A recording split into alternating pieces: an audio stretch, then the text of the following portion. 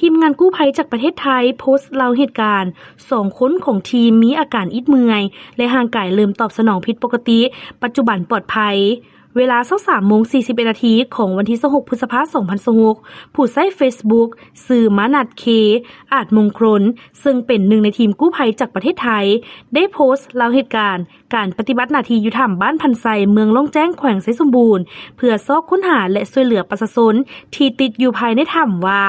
มื้อนี้ทีมงานพวกเราได้ปฏิบัติงานกันตั้งแต่เช้าจนฮอดเวลา 23:25 นาทีตลอดทั้งวันแม่นการแข่งขันกับเวลา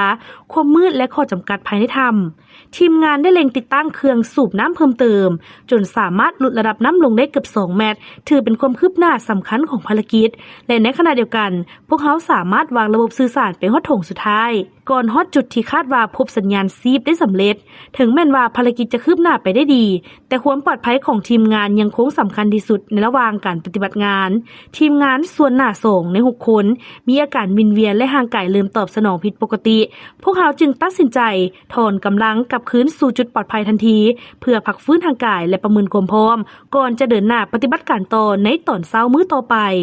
ทุกคนยังคงมีความหวังและพวกเราจะพยายามกันจนสุดกำลังขอขอบใจทุกแรงสนับสนุนจากทุกฝ่ายจากห้องหมอไซสมบูรณ์ทางเบื้องหน้าและเบื้องหลังที่ร่วมกันประคองภารกิจนี้ไว้ตลอดทั้งคืน